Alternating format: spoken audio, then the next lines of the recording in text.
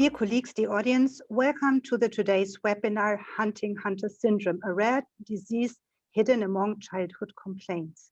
My name is Dr. Christina Lampe, and I'm from Germany, University of Giessen, and I'm very pleased to moderate these next 2 hours. I'm very happy to have two colleagues with me, Professor Maurizio Scarpa and Professor Umut Akyol. And unfortunately, our third colleague that contributed to this webinar, Professor Florian Lagler from Austria, Salzburg, is not able to participate today due to a health issue. But we want to send him our best greetings, and we hope that we will see him healthy soon again. This meeting was actually planned in a different way. It was planned as a panel discussion in Frankfurt, so face-to-face, so that we can really discuss together. But due to the COVID pandemic, we had there was the need to change to another format. So now Professor Maurizio Scarpa will be online from Udine in Italy. Professor Umut Akyol will be online from Ankara in Turkey, and I will be online from Mainz in Germany.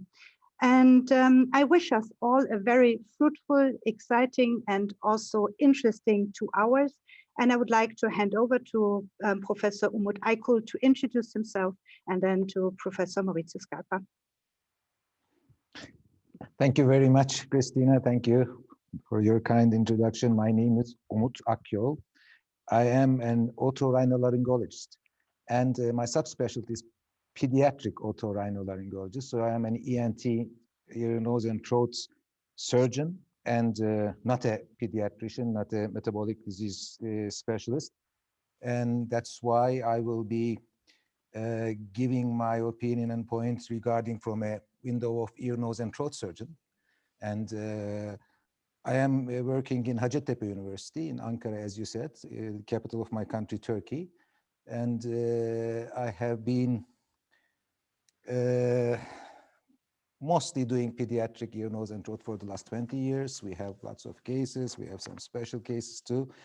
That's why I would like to, again, as I told you, talk not as a specialist of the rare diseases, but as a regular ear, nose, and throat surgeon, which I think will be contributing to the main subject a little bit. I hope so. Thanks very much. Professor Scarpa. Well, thank you very much, Christina, and thank you very much for the involvement and invitation to be here today. I'm very pleased to be with Christina and with Atul to participate to this meeting. I'm Maurizio Scarpa. I'm a pediatrician, and I work in metabolic, in pediatric metabolic disorder. And I'm working here at the Coordinating Center for Rare Diseases in Udine, in Italy. And I'm working in rare diseases since many, many years, and especially in lysosomal disorders.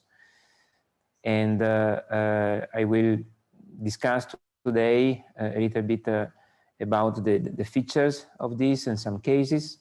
So I hope that this meeting will be very fruitful and will contribute to create awareness and suspect on lysosomal diseases.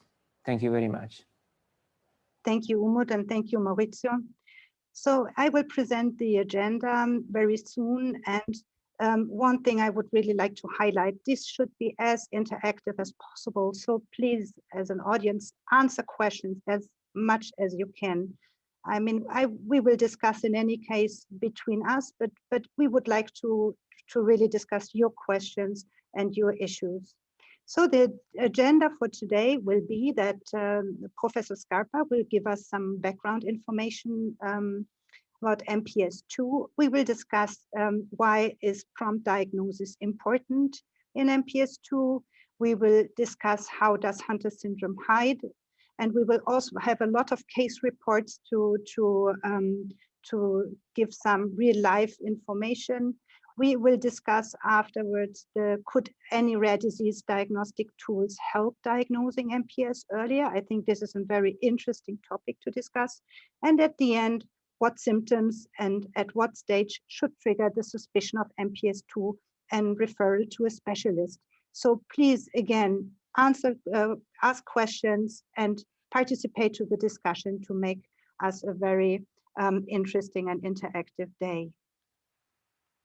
So we will start with the agenda with the first point, the background information about Hunter syndrome. And please, Maurizio, give us some overview of MPS II.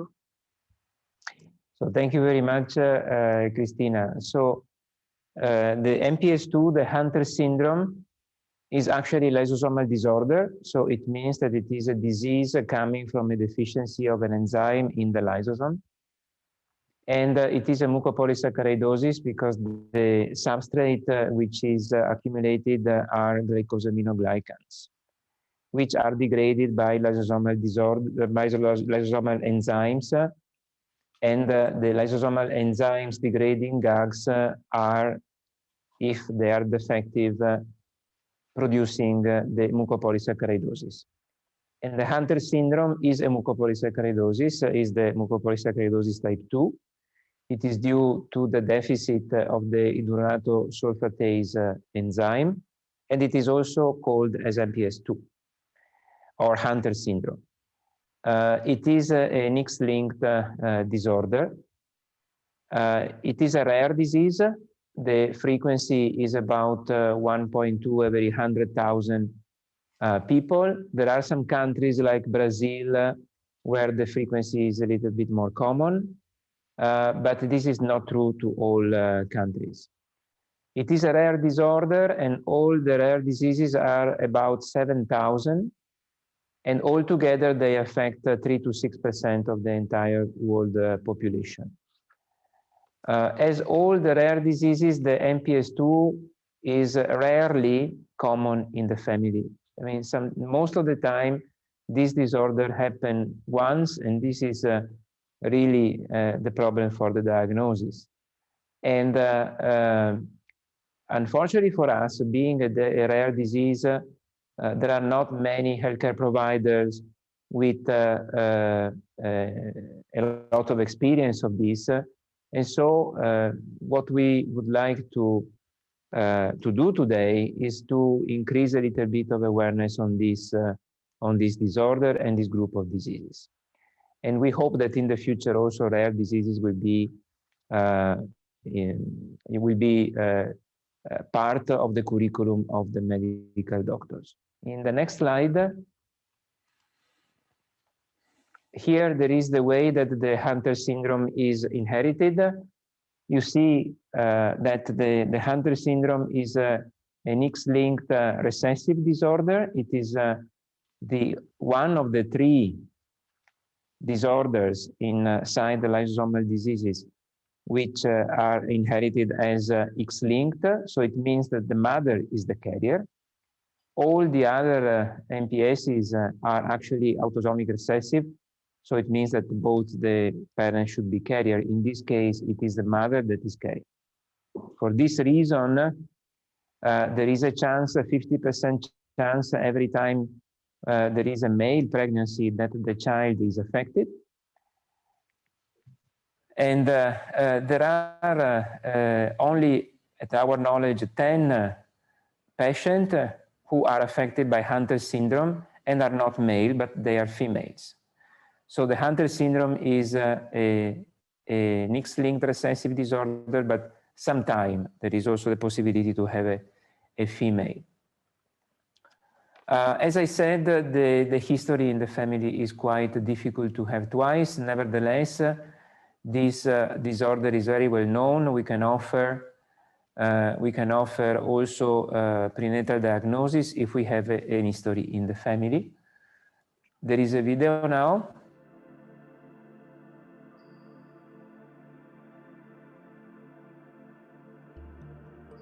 Inside of a healthy cell, special compartments called lysosomes contain enzymes. These enzymes help to break down or metabolize various substances, including GAGs. In people with Hunter syndrome, however, due to a genetic defect, an enzyme called I2S is missing or defective. With little or no I2S enzyme to break them down, the GAGs are able to build up in the lysosome, excess GAGs in the lysosomes lead to progressive damage and dysfunction in cells, tissues, and organs throughout the body. This results in a wide variety of signs and symptoms of Hunter syndrome.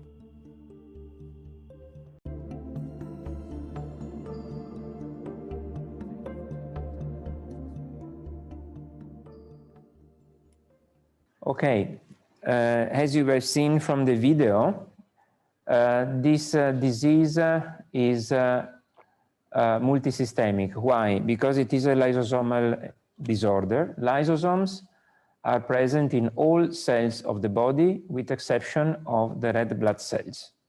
So if there is a defect of a lysosomal enzyme, we can expect to have all organs affected. One of the features of rare diseases, and MPS II in particular, is that the MPS II is heterogeneous. The presentation is not always the same. Every patient has more or less his own disease.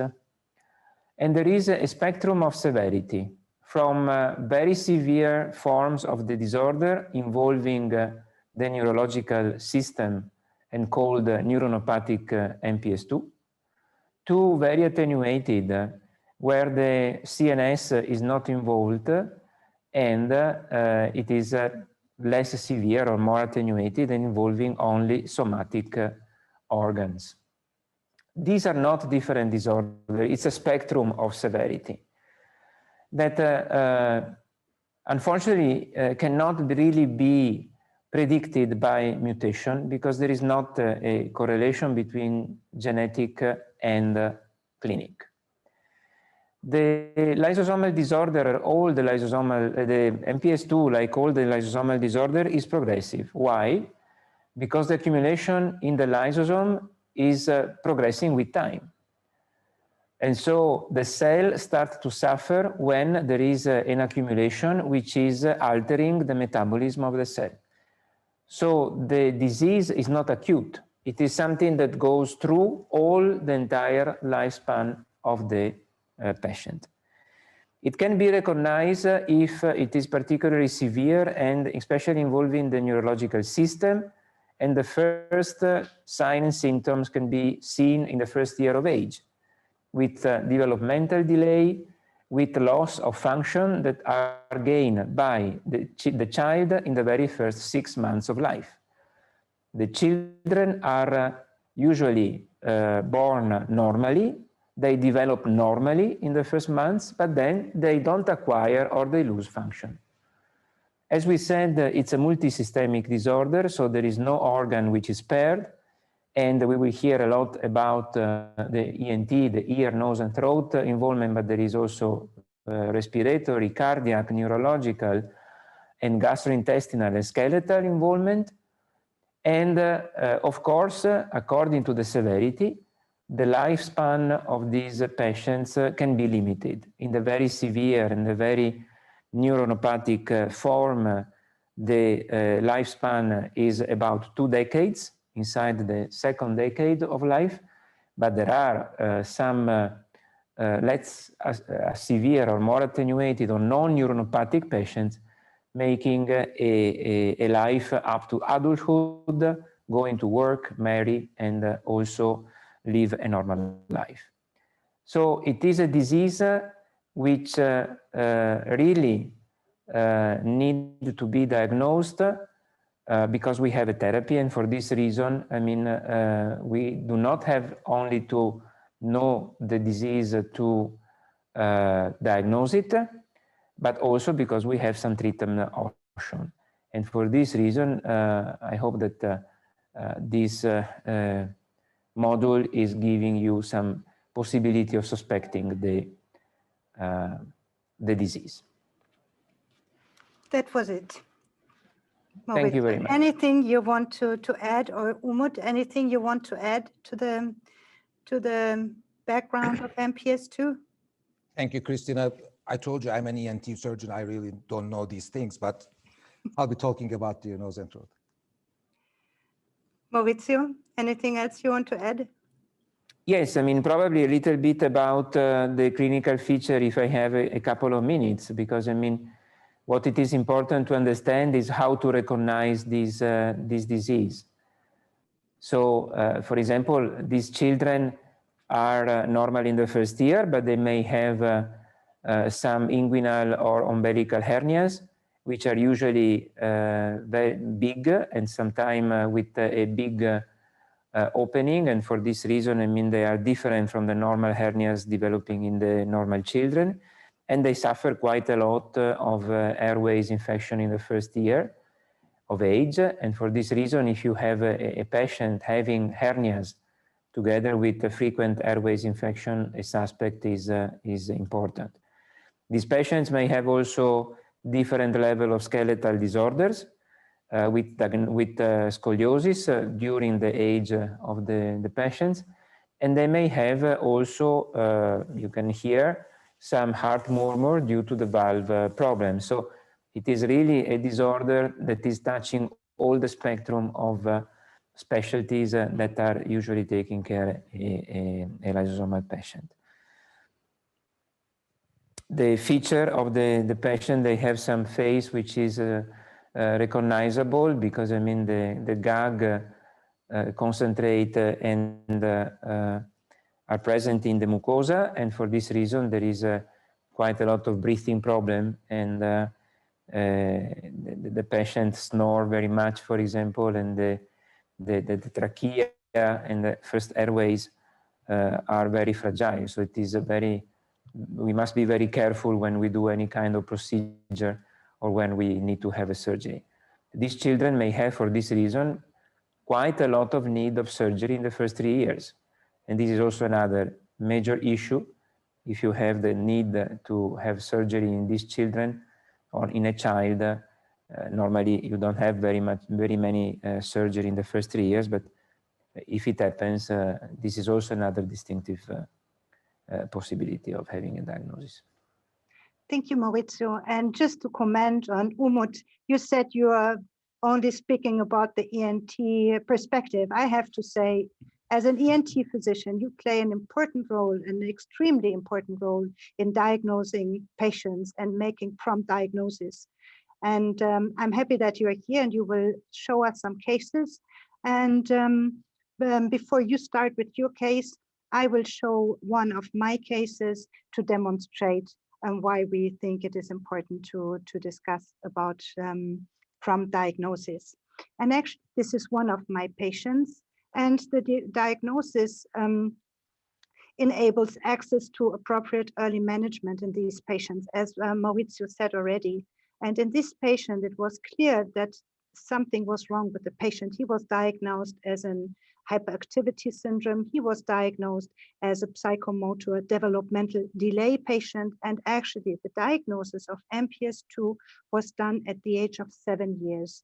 And it was an odyssey from one physician to the other. He had up to the age of 7 years, he had, after a period of normal development, he started with having a cognitive involvement, the hyperactivity, a lack of cognitive understanding at preschool age, a very severe coarse face, and hypertelorism, how you can see here on the photo, a hypertrichosis, a macroglossia, and bad teeth.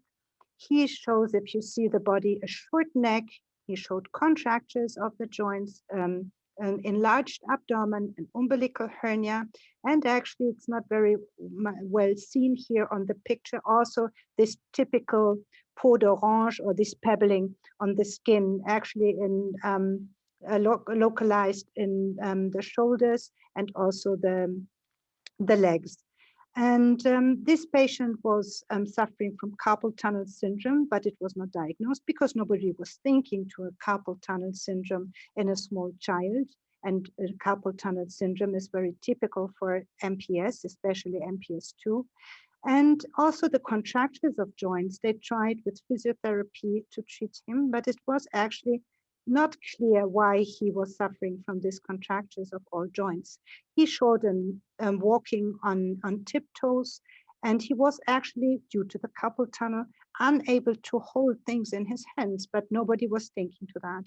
So Actually, this patient with severe MPS II, because he is having a cognitive involvement, had an extremely delayed diagnosis, and we will discuss about that a little bit later. But he had the full range of debilitating symptoms, but he had no management according to the disease or treatment due to the fact that he was not diagnosed in a proper time. And this is actually showing how difficult it is due to the fact that the signs and symptoms at the beginning are quite unspecific, but it also shows that a delayed diagnosis makes a big difference in managing these patients. And ending with that case, if there are any questions, I would answer to them. Otherwise, I would hand over to Maurizio Scarpa, who is now replacing Professor Lagler, who gave this case from his patients. But since he is not here, Maurizio will explain this case for us. Thank you very much. So this is another case which is, reinforcing what Christina was already saying about the delay of diagnosis. This is a child who was diagnosed with MPS II at the age of 4. And this is, unfortunately, mostly the case of the diagnosis. And he went in this 4 years of age to some surgery events with tonsillectomy and also some ventilation tubes due to the fact that he had recurrent problems with his ears and a lot of infections, which sometimes are very difficult to treat of the upper airways. What is important to know when you meet these patients? These patients with surgery may have quite a lot of problems. And indeed, they may have mask ventilation difficulties. These patients went through unsuccessful intubation attempts because of the infiltration of gag in the mucosa. This patient, when had surgery, got an oxygen desaturation, so it was quite threatening. And then there was a bradycardia due to the oxygen desaturation. And fortunately for the patient, there was a stabilization of the cardiorespiratory and the child recovered. So these are complications that are common with these patients, and we need to anticipate these problems. They have quite a lot of infiltration of the mucosa with gags, so the gags are actually absorbing a lot of water and creating inflated mucosa that are very fragile. Whenever the mucosa are touched and are broken, there is a lot of blood flow.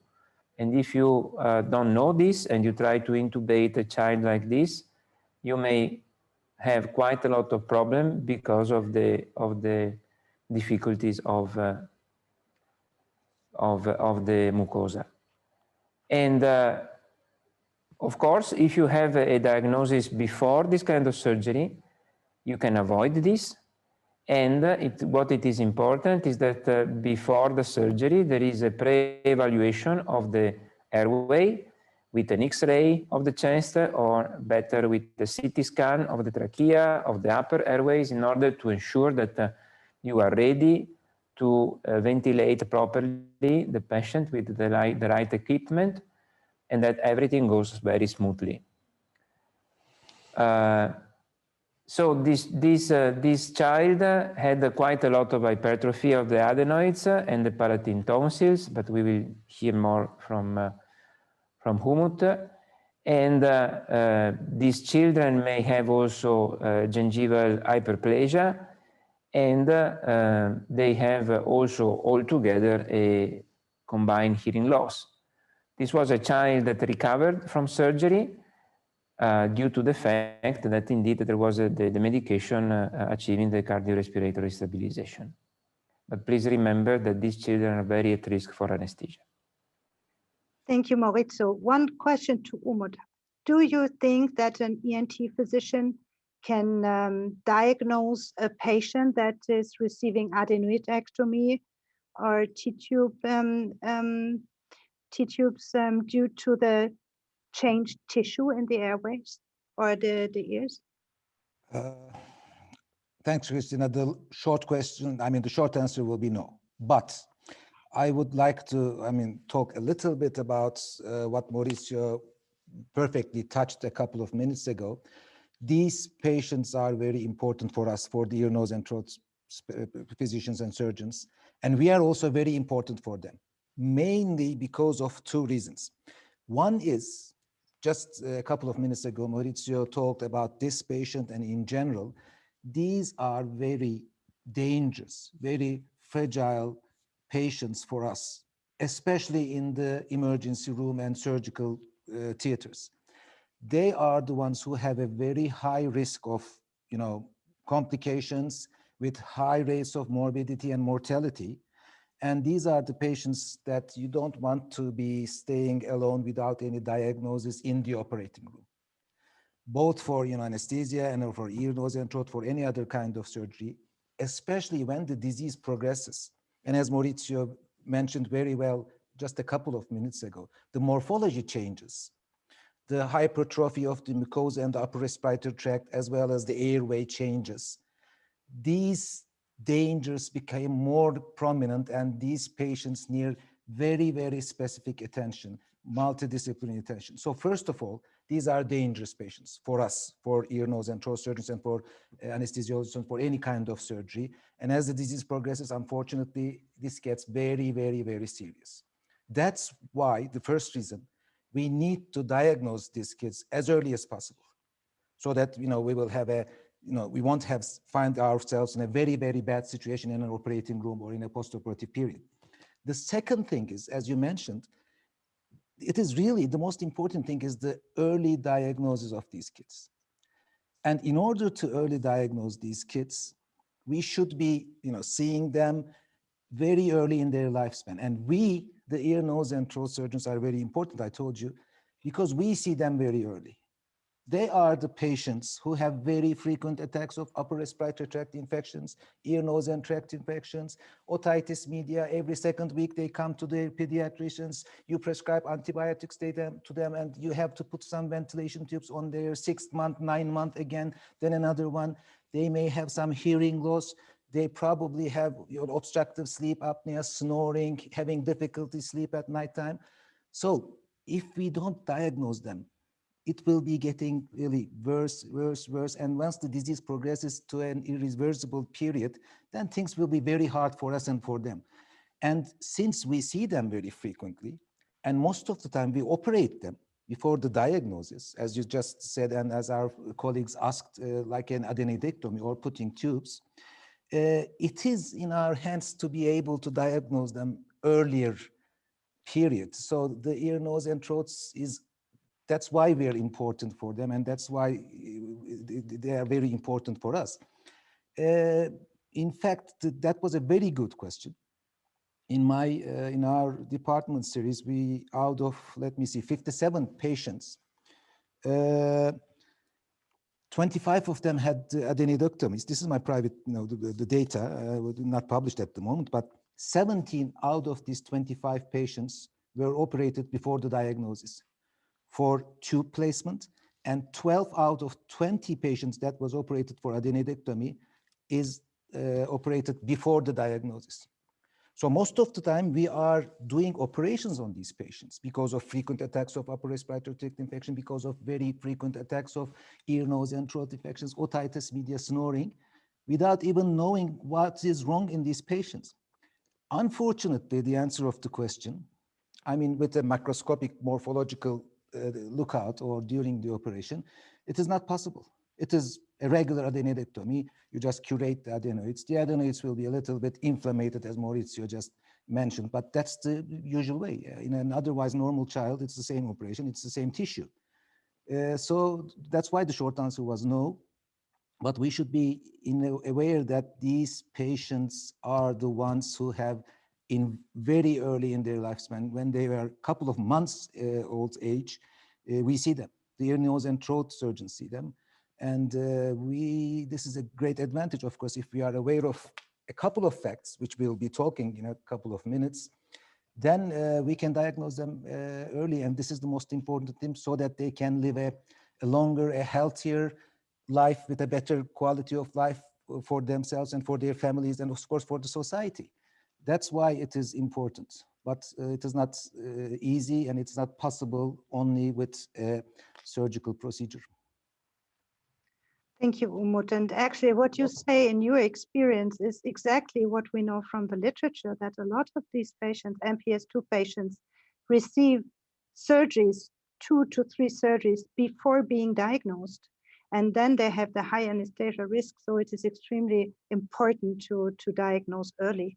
And here I'm happy to announce the first question for the audience. And actually, I think it's a question to Maurizio, because one colleague is asking whether there's any experience with any rheumatic changes to any kids with this syndrome. Any rheumatic, you said? Rheumatic. Okay. Yeah. Well, this is a very good question, because one of the field which enter in differential diagnosis in MPS II is indeed rheumatic problems. And these children have accumulation of GAG also in their articulation. So the joints of these children are more or less stiff. So there is a joint stiffness. So the movement of the joint are very limited. From the joint of the fingers to the big joints of the hips or shoulder. Nevertheless, there is a distinction, and this kind of joint stiffness may mimic indeed some rheumatoid problems. But there is a distinction. The rheumatoid symptom is coupled with inflammation and pain, and tenderness and redness of the joint which is involved. The patients with MPSs have joint stiffness, but they don't have pain, they don't have redness, they don't have tenderness, and they don't have migrating joint stiffness. So it is very different, clinically speaking. Biologically speaking, we have also some differences, because I mean, the rheumatoid alteration is coupled most of the time to some antibody or some specific inflammatory cytokines, while the joint stiffness of these children are due to some inflammation present in the tissue, which is not painful. But the cascade of cytokines, interleukins, and inflammatory molecules is very, very wide. And for this reason, although there is a sort of inflammatory, it is very confined inside the articulation. And this inflammation is related only to the cells and to the cartilage or the upper bone. But it is not due, it is not causing pain, redness, and tenderness and redness of the joint. So it looks like, but the pathophysiology is totally different. Thank you, Maurizio.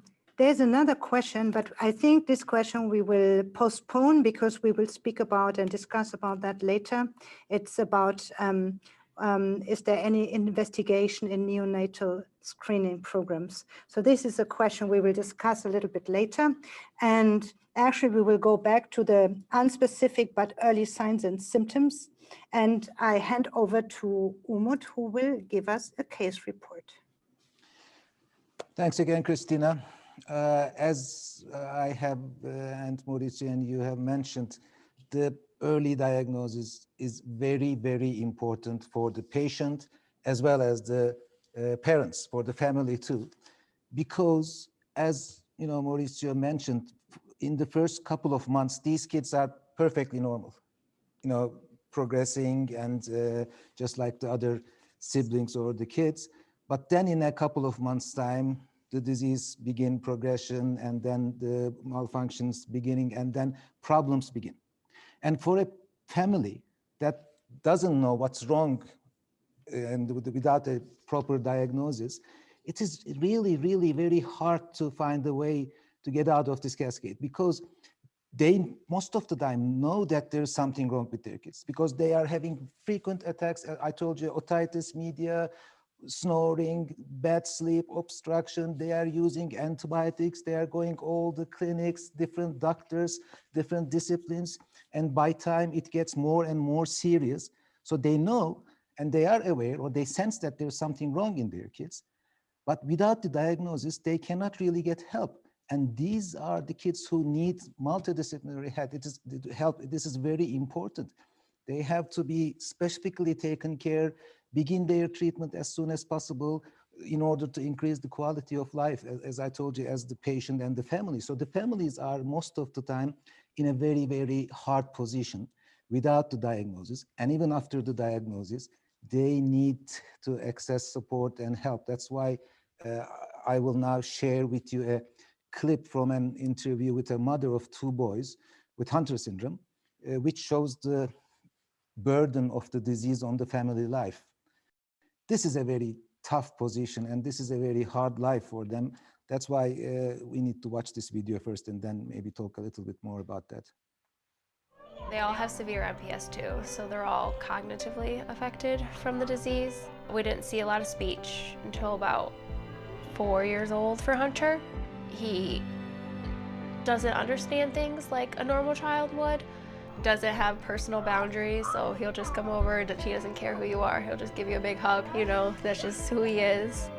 As for Kingston, he's, pretty much the same, although he's 6 years now, and he only has about 60 words. If he uses those, he usually only uses 10 words a day, maybe.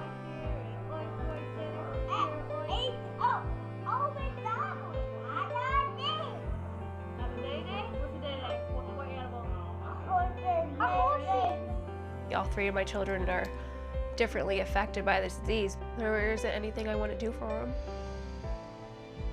They're my reason for living, I'll wake up and it's just like, I don't want to go today, it's just, you're so wore out.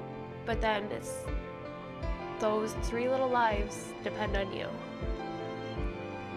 And I would do anything for them in a heartbeat. Yes, Christina, as I told you, these patients and families, they need all the help, all the assistance.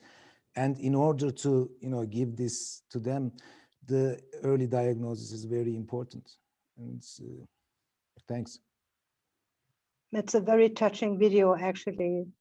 And I think we should start now, since we have seen these different cases, we should start further discussion about why is prompt diagnosis important. And I'm really encouraging you, please ask questions to make this webinar as interesting as possible for you. Here are quite a lot of questions. Some questions are better a little bit later when we are discussing these topics. And now I just want to ask Maurizio again, in your experience, how frequent is that MPS II patients undergo surgery prior to diagnosis? I answered this question from my point of view, but what is your experience about that? Well, I have to say that it is not infrequent. I cannot say that it is always the case, but I have met quite a lot of patients having already surgery that, if you know the disease, might have been already making a sort of suggestion for the diagnosis. As we saw from a paper that actually you, Christina, have made with other people, the surgery in the first 3 years are more frequent in these children than in the normal population. And the surgery usually involves, as we have said, the adenoidectomy, the tonsillectomy, which can be also recurrent. They can be done more than once, and they can have also umbilical and hernia repairing. These are not a specific surgery for MPS patients, because you can have the same surgery in normal children. But in MPS patients, these almost all the patients have inside the first 3 years one of these surgery, and almost all the patients may have more than 2 surgery in the first 3 years, and this is actually not very normal for non-affected children. Nevertheless, you may have also surgery later in life. And I had patients, for example, having even hip replacement before having a diagnosis. The hips and the skeleton are majorly involved in this disorder, and when the disease is progressed, you may need to have knees or hip surgery. There is a different severity of genome valgum, for example, so you need also some time to place some 8-egg plate on the knees. And there are some young adults that may have also hip replacement before surgery. I had also a patient requiring a valve replacement in the heart before diagnosis. These are cases, extreme cases, but I mean, unfortunately, since the awareness and the knowledge of this disorder is not very deep, we may have this kind of problems. Another major surgery, and Umut can confirm and be more in detail, is also the need of having some tube ventilation, which is very frequent in these children and not very frequent in the unaffected population. Umut, you want to comment on that? Thanks. Yes, yes, Christina, thank you very much.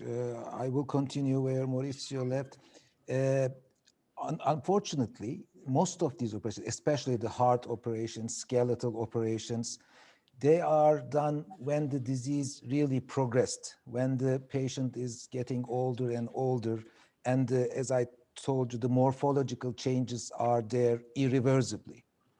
But our operations, and most of them are ventilation tube placement for otitis media with effusion and or adenoidectomy, and a little bit of tonsillectomy, is done most of the time before 2 years of age. And most of our operations are done before the diagnosis.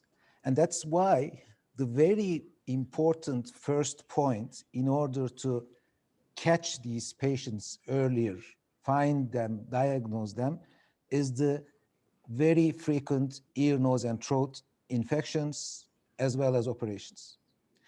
So this must be the first point.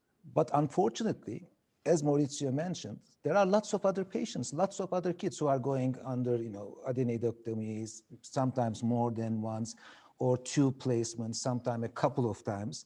So it is not possible to pick these patients among these other young ones that are having ear, nose, and throat operations. But almost all of time in our institution, 85% of them had either one or more ear, nose, and throat infections. The majority is adenoidectomy and or tube placements. And in the earlier years of the lifespan, it is normal and easy, just like the other kids, before the disease really progresses. And as Maurizio mentioned, some drastic morphological changes happens. But by time, if we cannot catch them and diagnose them, and as time passes, the disease progresses, the morphological changes, the anatomy changes drastically, then things are getting harder, and then it will be, of course, easier to understand that there is something wrong. This is not normal, having a couple of operations for ear, nose, and throat, plus other things. People begin thinking, but most of the time, at least in my experience, it is a bit too late.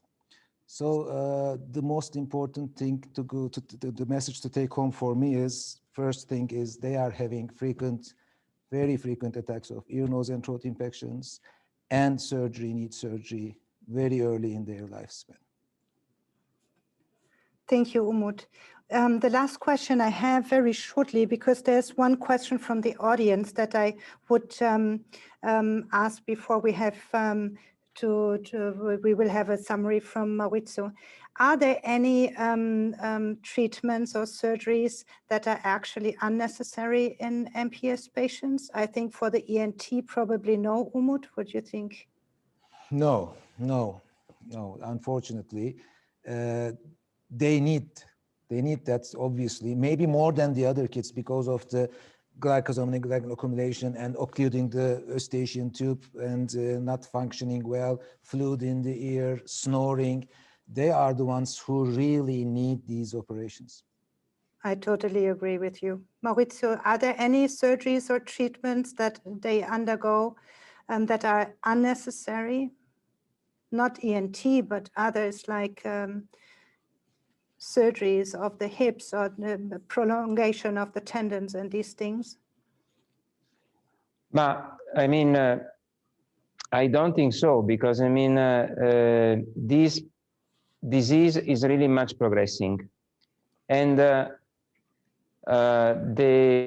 progression and the involvement of the different organs, like the skeleton, for example, is of course limiting very much the quality of life and deteriorating very much the quality of life. And when, for example, the hip dysplasia is very progressed, it is also very painful. And for this reason, the walking of the patient is very much limited. So I think that if the patient receives diagnosis, if the patient is followed by an expert physician, we can decide when to give surgery at the right time. And this is done to ameliorate the quality of life of patients. So it is inevitable that these patients have surgery, but the surgery needs to be done in a very careful way in expert centers, by expert physicians and surgeons, in order not to add any unnecessary risk to the surgery itself and to the condition of the patient.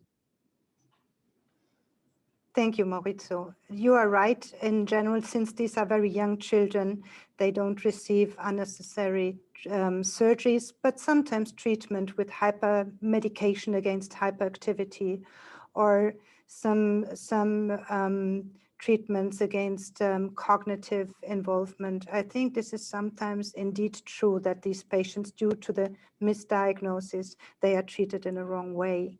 And but I totally agree with you. Usually the progression is fast and they are actually not treated in a wrong way. So one question from the audience is, and this is before we will make a summary and go to the next topic, but it's an interesting question. The question is, and I think, Maurizio, it's a question to you, if the patients are diagnosed early by ENT doctor or in emergency room, could we have better outcomes for CNS area? Christina, if you can allow me, probably I want also to clarify a little bit the previous question, because probably we did not understand each other. If you mean to have surgery of treatment unnecessary before diagnosis and not after diagnosis. Before diagnosis, yes. Now, before diagnosis, I mean, these patients may receive a huge amount of treatment which are not necessary. This is out of doubt. We discussed about rheumatological disease, for example. We have patients that received, you know, a lot of pain treatments, cortisone, rather than a lot of other treatment for rheumatoid arthritis, which is totally unnecessary, and also sometimes. So, I mean, if you don't have the disease, the diagnosis, you may have quite a lot of wrong diagnosis, and you can give wrong therapies. This is for sure. Sorry, I was not understanding properly the question. Regarding the involvement of ENT and CNS, yes, there might be, especially on neuronopathic patient, some degree of acceleration of degeneration of the neurological impairment due to ENT problems, because the ENT problems is giving, for example, deafness. So the child is not hearing properly, and they are isolated by the environment, so they cannot be stimulated and they cannot hear properly. So for this reason, they can try to be more close. And for this reason, they cannot answer and respond to the stimulus that they receive. They may have quite a lot of sleep apneas. And for this reason, they can have also very agitated and very bad sleeping and a lot of hyperactivity. And also this may accelerate a little bit the degeneration of the neurological condition.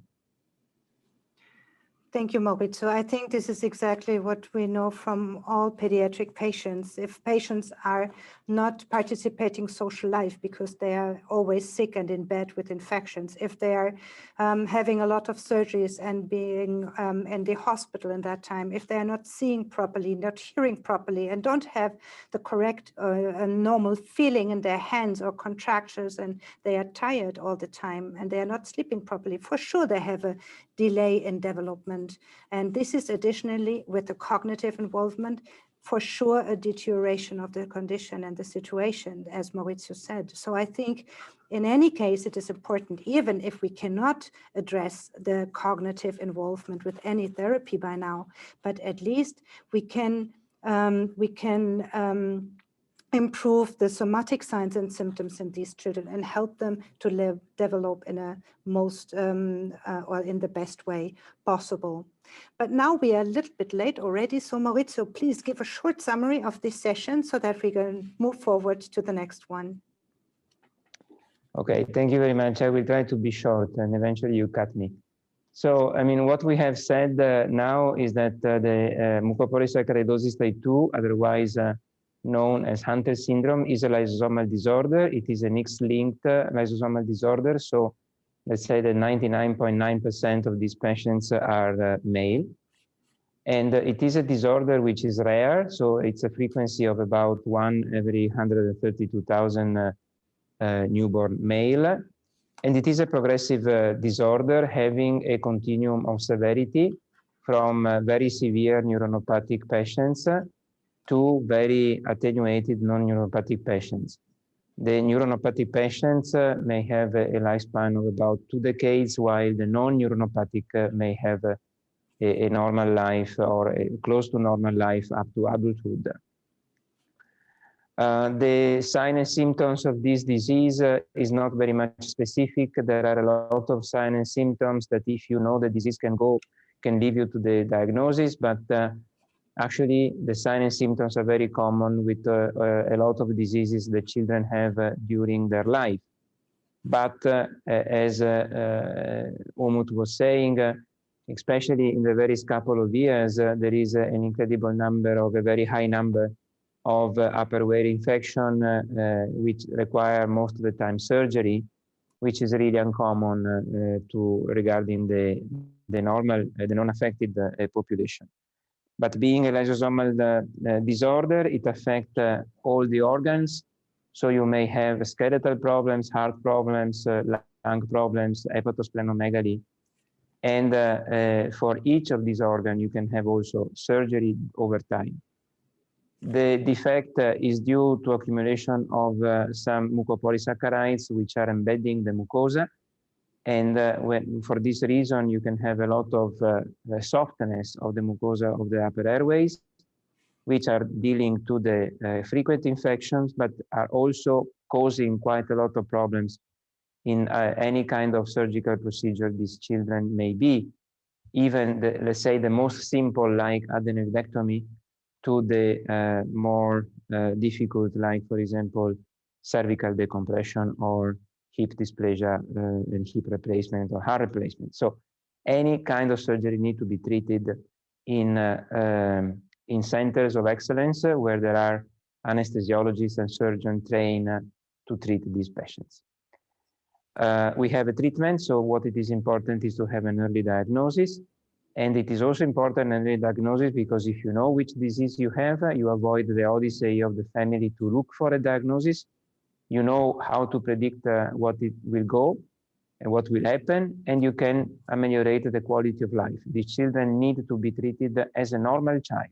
They need to have a social life, and they don't have to be isolated. Otherwise, if they have a neuronopathic problem, these children may also degrade and degenerate much faster. This is what I would say in a few minutes, if you agree, Christina and Umut. Thank you, Maurizio. I think this was a perfect summary of the situation of these patients. I just want to add that it is not only the disease of the child, but also of the whole family due to the burden to have a child with a cognitive decline, with a child that shows hyperactivity, behavior problems, aggressivity, and so on. So it's really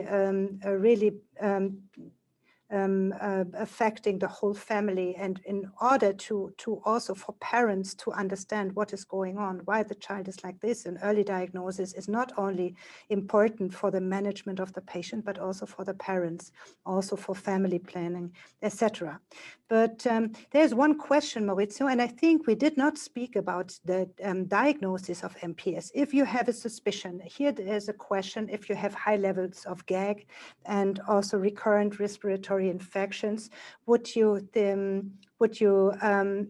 have the suspicion of MPS? And maybe you can really very short, because we are really running out of time, tell us how to diagnose MPS II and whether the high gags and recurrent infections would be a sign for MPS II. Okay. So as we said, the recurrent infection may be a sign, and I think that Umut would like to receive one more patient with a suspect and then telling that it's not an MPS, rather than having a late patient suffering from years of a lot of infection. So I think that the upper-wear infection is quite important as a sign.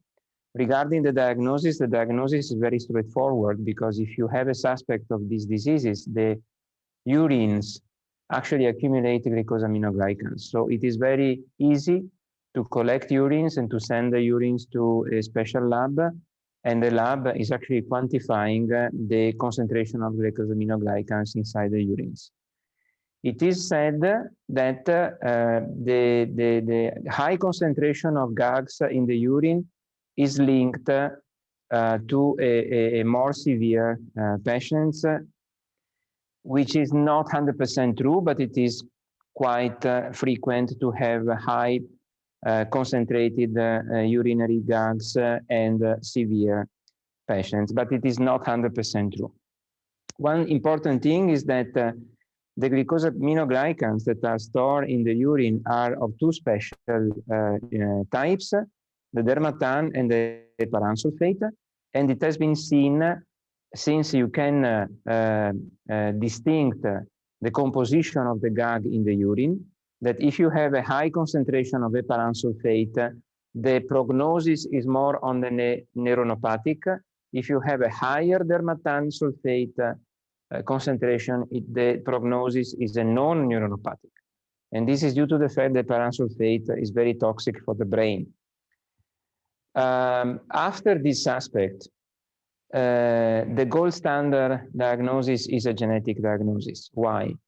Because the urinary GAG may be not very elevated, and if you don't have an elevated urinary GAG, but you are convinced that you may have an MPS, don't stop, but rather ask for a genetic and for the enzymatic assay, because the gold standard is actually enzyme first and then genetic after. And these are done by centers present in the rare disease centers of metabolic laboratories. So the way of diagnosis is very simple, because you just have to send the patient with the suspect of a lysosomal disorder to a metabolic center, and they will do immediately the glycosaminoglycans in the urine, the enzyme, and the genetic. This kind of diagnosis can be very quick because now the technologies allow to use also very few drops of blood and urines. Not all the laboratories have tandem mass spectrometry to do also this assay, but I mean the diagnosis can be done also with minimal amount of material. Usually in these patients, the activity of the enzyme is almost null. This does not mean anything regarding the prognosis of the disease because I mean we have quite a lot of non-neuronopathic patients having null activity of enzyme, nevertheless having a social life and a normal intelligence. So I mean the enzyme level is not linked very much to the prognosis of the disease, as much as it is not, as I said, the genetic mutation, because we can have deletion of genes and we can have point mutation. Let's say that if you have a big deletion of the gene, there is quite a high chance that the prognosis is of neuronopathic disorder. You may have also some neuronopathic disorder with point mutations, but it is more frequent to have a neuronopathic with big deletions rather than have with point mutation. But there is still not a 100% correlation between genotype and phenotype. Thank you, Maurizio. One question to Umut that came in from the audience. What might an ENT doctor notice which leads them to suspect Hunter syndrome? Very short, please, because we need to go to the next topic. Very straightforward, very short. First, very short. Frequent attacks of upper respiratory tract infections, frequent otitis media, frequent ear-nasal-throat infections. Second, hernia. These kids, most of these kids with frequent attacks of upper respiratory tract infections also have either hernia or surgery, history of hernia surgery, any kind of hernia, umbilical, inguinal. So if I see a patient with frequent attacks of upper respiratory tract infections beginning at 3 months, 6 months, 1 year, I put tubes in it, and notice that or ask that if this kid also had a hernia or hernia operation, then this should this should light the bulb in my head saying that, okay, I should send this kid to a metabolic disorder specialist colleague of mine, because he or she, most of the time, of course, he may have Hunter's or any kind of mucopolysaccharidosis. This is the short answer. Thank you, Umut. You're welcome. The major problem is that now it starts to be interactive. So people are asking, and we have quite a lot of questions, but we have a big program. But nice. Nevertheless, I think it is more important to answer the questions of the audience. And this is a question, but Maurizio, you must be short, so German, not Italian. So please tell us, high GAG levels with low enzyme activity, is it enough to diagnose a patient and to put onto treatment, or is genetics needed for a definitive diagnosis? German answer. Well, this is a good question. I mean, I think that if you have a high GAG level and low enzyme, of course you have to visit the patient and to see that you are actually having the clinic of an MPS. But if you have high GAGs and null enzyme activity, it is a diagnosis, and you can start therapy.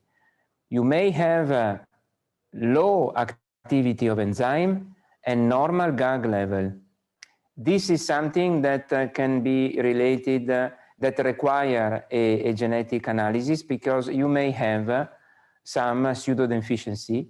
And for this reason, you may have something that is biochemically mimicking a disease, but the patient is totally normal. So what it is important is to have the lab, the GAG, the enzyme, but also the clinic that is suggesting a disease. I would not treat the patient based only on lab values. Thank you, Maurizio. So I think we move on to the next topic, and we made already the summary. And actually, the the next question is, how does Hunter syndrome hide? We discussed quite a lot of these issues already, but I think we should also highlight again which are the symptoms that are really mimicking normal childhood complaints. And first we will look to the data of the literature and the diagnosis of Hunter patient to see how is or if there is a delay in diagnosis. And actually what the review study showed is that the median diagnostic delay in MPS II is around 4.5 years, but in the age range of under 1 year of age up to 19. So it means there's a huge gap between the symptom onset and the diagnosis. And this is actually, or the reason is, what we think is because of the unspecific signs and symptoms. It is that not only one symptom is leading to a diagnosis, but the combination of the symptoms and the idea that it might be a rare disease. And we will go on to a first question for today. And I kindly ask the audience now to vote, and I will read the question first. So what is the typical diagnostic delay from symptoms onset to diagnosis in your region? So it's a personal question, actually. Under 1 year, between 2 to 3 years, 4 to 5 years, 6 to 8 years, or 8 to 15 years. I will repeat that question. What is the typical diagnostic delay from symptom onset to diagnosis in your region? Under 1 year, 2 to 3 years, 4 to 5 years, 6 to 8 years, or 8 to 15 years. In the meantime, what is your experience, Maurizio, in your country? Well, in my country now the things are going better because I mean we have quite a lot of awareness on this disorder. So you know there is a let's say a delay of less than 1 year in diagnosis now. But let's say that then up to a few years ago the delay was from 2 to 5 years in Italy.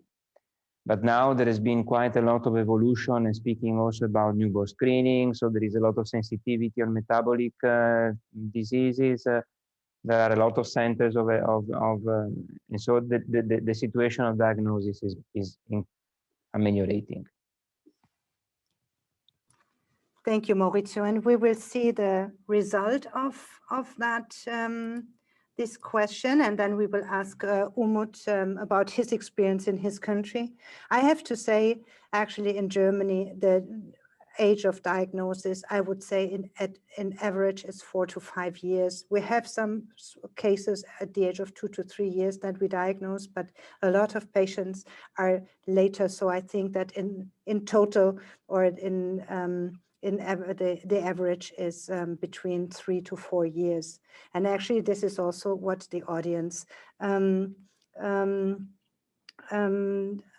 voted. But Umut, how is it in Turkey? Well, it is a little bit different in a bad direction. Unfortunately, it's a developing country, and socioeconomic status and a bad health system influences a lot. There are quite heterogeneous in between the east and west part of the country, and population-wise, it is not easy, but not very different than your experience, probably between 48 years. And does it getting better? I do not have the data. I'm not sure about that. But it is quite possible to increase the awareness between our colleagues and doctors, and regardless of the wealth of the country and this, how good and how bad of the health system, I am quite optimistic and I'm sure that we can and we will increase this or decrease the age of the diagnosis. Because we all, I mean, even if we don't have a good health system and the country is not wealthy enough, we have the laboratories. And if a colleague of us is suspicious about a patient, he or she can send his blood or urine to a laboratory in anywhere around the country, and that will of course improve. at the moment, it's not as good as you guys.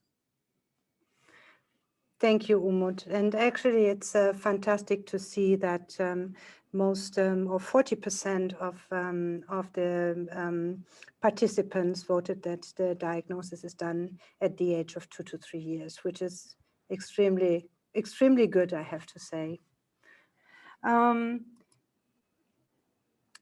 Let's see whether there are some questions. No, not by now. So it means I will continue with another case. It's a neuronopathic case as well. So a patient with cognitive involvement, and actually not a too late diagnosis with at the age of 2.5 years, but quite a long time of having symptoms that were not realized to be a rare disease. Actually, I'm talking about a child from Spanish and German parents, non-consanguineous, no siblings by now, and he was born after a normal, uneventful pregnancy, and at birth, he looked like a really healthy child. The only symptom or sign he had was a slightly enlarged head, but that was it. And he was dismissed from the hospital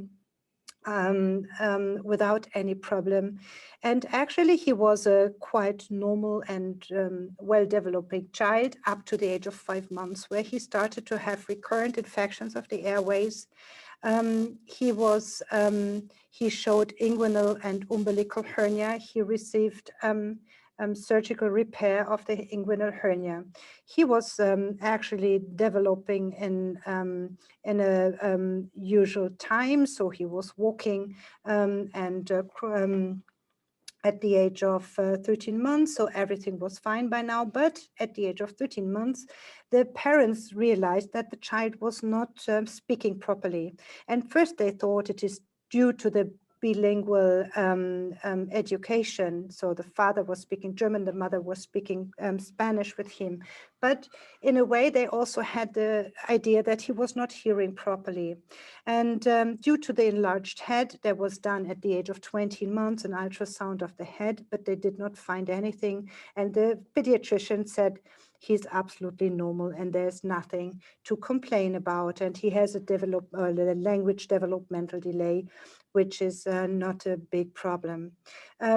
He was still suffering from recurrent severe infections of the airways. He had a bad breathing problem, was not sleeping properly during night, and he went to an ENT physician. He received T-tubes, he received adenoidectomy, but actually the hearing was not improving after these surgeries. The breathing, yes, the sleeping was improving, yes, but he was not, the hearing was not that much improving, a little bit, but not enough.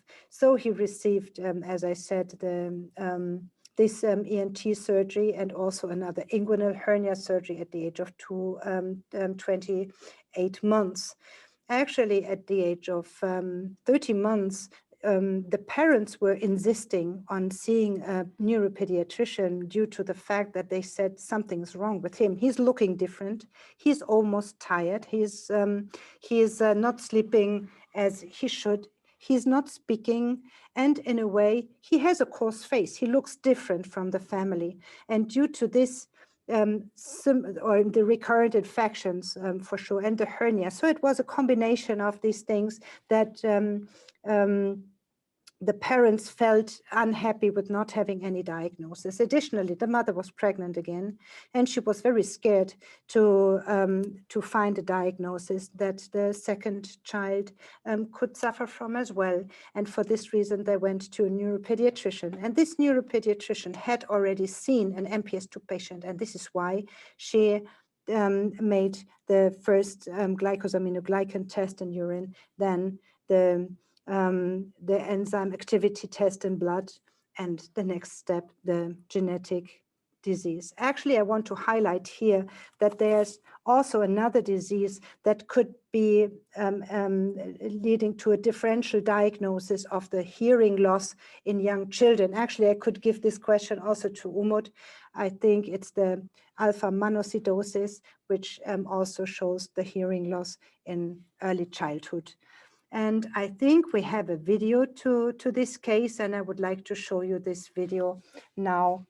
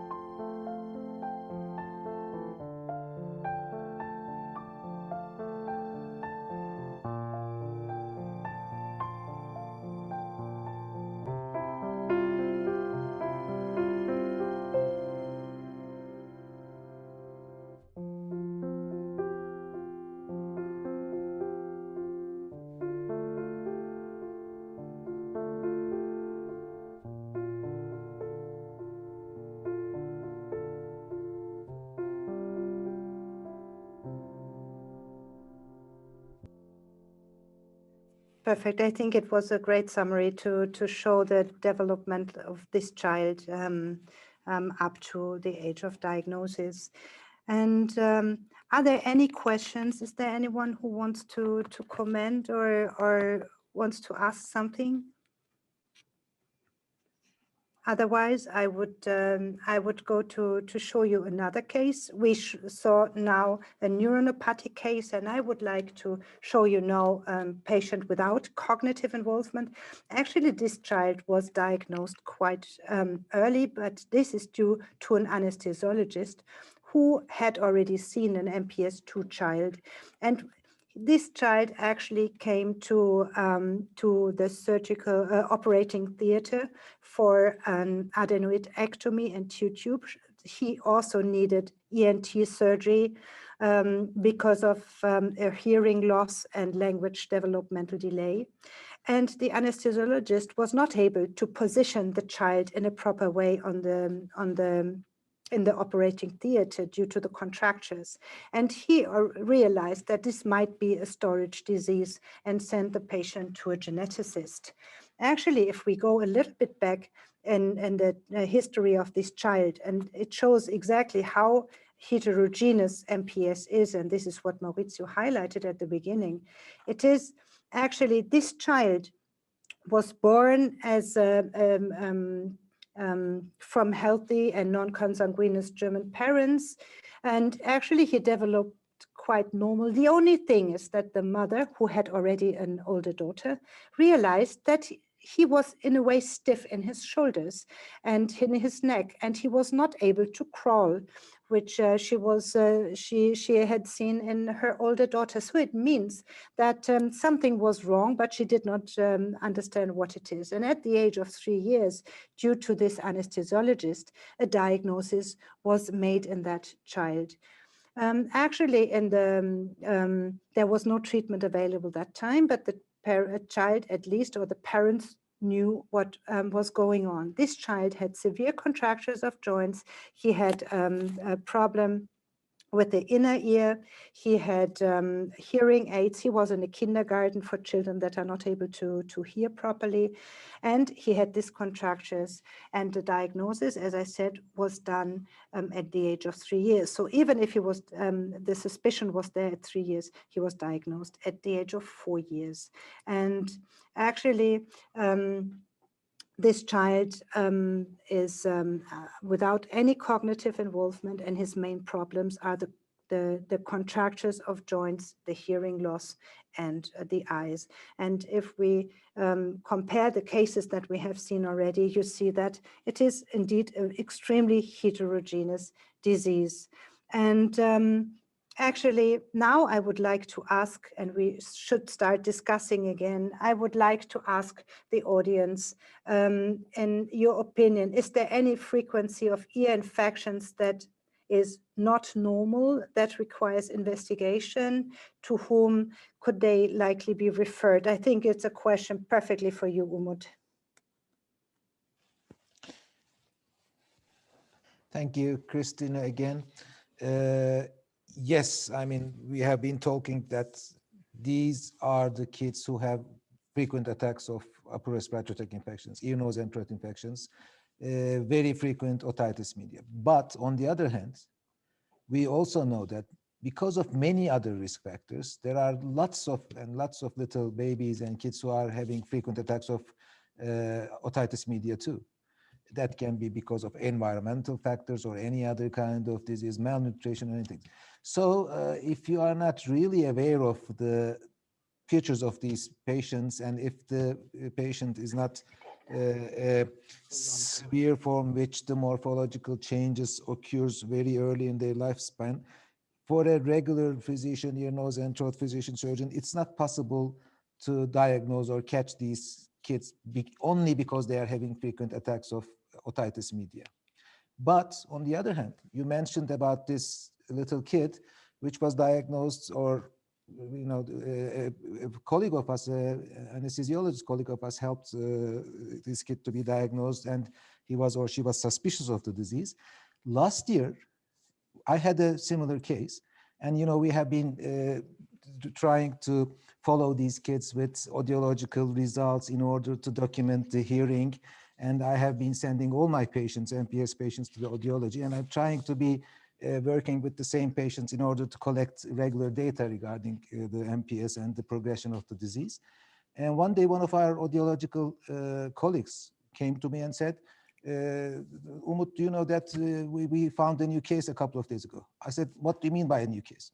He said, the young baby came to our department and we were taking care of the hearing problems. And I noticed that he's got a big head with some coarse features of facial, with prominent forehead and an enlarged, flattened nose. And I thought that there can be something wrong in this kid, and I sent this kid to the pediatrics and metabolic diseases. And it turned out to be he had lysosomal storage diseases. So without knowing the features of this, without any experience, it's not easy to catch or diagnose kids only because they are having frequent otitis media early. But if you know a couple of other points, and if you have seen a couple of patients, if you are aware of the fact that they may also have hernia, for example, why not? Yes, it is possible to catch them. Thank you, Umut. Anything you want to add, Maurizio, or what do you think about hernia or trigger finger, even in combination with ENT? Would this be an idea to think to MPS too? Yes. As we said at the very beginning, hernias of these children are different from the hernias usually present in the non-affected children. You saw an hernia which is very typical of these children in the very first video, the neuronopathic patient you were showing, Christina. When the child was barely walking, you saw very much the hernia, the umbilical hernia, which was very prominent. It was like a sort of half a ping pong ball. And so these hernias are really reductive. They can be reduced very simply. And if you touch the opening at the base of the hernia, you hear that this open is quite wide because there is a diastasis of the diaphragmatic muscles.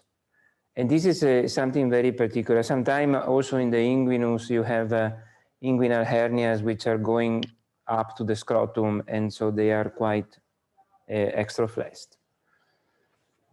Most of the time, these kind of hernias, since they don't reduce by themselves during the first years of age, they require surgery. Another important thing is the trigger finger, which is also common in some patients, but usually in unaffected children, the trigger finger is the thumb.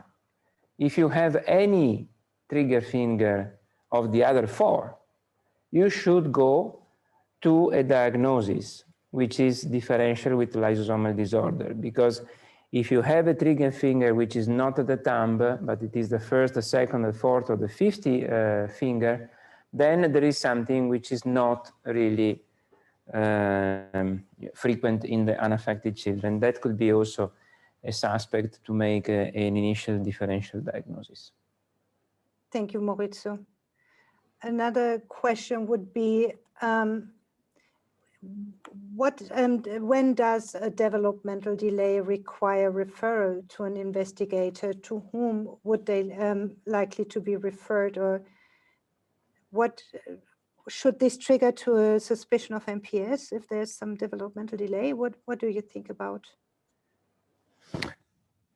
This is a difficult question because, I mean, unfortunately for us, neurodevelopmental delay is not so infrequent in the children care, in the pediatric care. We have to remember that 1 every 1,000 newborn, for example, may have some neurological problems or even some EEG problems. What is present here is more a neurodevelopmental delay. So the children may acquire some step, but later, some walking, for example, or sitting, or pronouncing the first word can be later than the non-affected children. And what it is important is that these children gain functions during the first year or two, but then they stop and they start losing. And this is very due to the degeneration. So one of the major problems of these children is to be diagnosed or misdiagnosed as autistic patients. And we know that when there is an autistic label, at this point, it is very difficult to make another diagnosis, and autism very rarely are put into differential diagnosis for metabolic testing. And this is something that we really need to do. Whenever we have an autistic patient, of course, I mean, you can have a straight autistic diagnosis, but if there is an autistic diagnosis, some metabolic tests need to be done. And so it is not easy to make a differential diagnosis in these children in the first 2 years. You need to put some signs together. Another important sign, which is neurological, is the carpal tunnel syndrome, the stiffness and the carpal tunnel syndrome, which I already said is not a pediatric disease, and whenever there is a suspect of a carpal tunnel syndrome, you need, it's a must to diagnose with lysosomal. So I think that these are the distinctive things to do. Together with hyperactivity and sleep disorder, and we have already said about that. Thank you, Maurizio. And now we will have another case, I think, and Umut, you will present one more case. Yes, I just want to, show the ear, nose, and throat of these patients. This is a very young MPS baby, which we're going to see the video now probably. I told you, in the very early months, they are normal. They are not, although they are quite normal and not easy to differentiate from the otherwise normal kids, some of the families told me, even in very early weeks or months, these babies were a little bit different than the rest of the family. They were not like their sisters, brothers. We can see the video by the meantime. And the families can sense something. The important thing for us is flexible endoscopy. We do flexible endoscopy, nasopharyngoscopy, laryngoscopy on every kid, and especially in order to perform, in order to follow up the airway in these patients, which is very important, and we talked about that. By time as the disease progresses, it's getting more and more dangerous, especially in surgery. So we should be aware of what's going on in the airway. That's why flexible endoscopy is a very important and easy tool for us to take a look at the upper respiratory tract and the airway of these patients, up to larynx, of course, without any anesthesia or specific place or instruments needed. It's an easy way to follow up these kids. And most of the time we see, even in patients with a couple of months old, as this one, which was 1 year old, you can see the edema, the inflammation that Maurizio was talking about in the upper respiratory tract mucosa. And once the mucosa is getting narrower towards the larynx, and that can be a problem. And another aspect of this is one of the very early affected parts of the airway is the larynx, the vocal folds.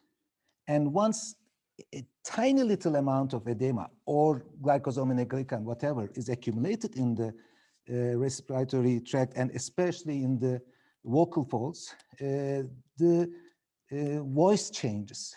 So most of these kids, even when they are very young, have some quite coarse and tough, rough voices.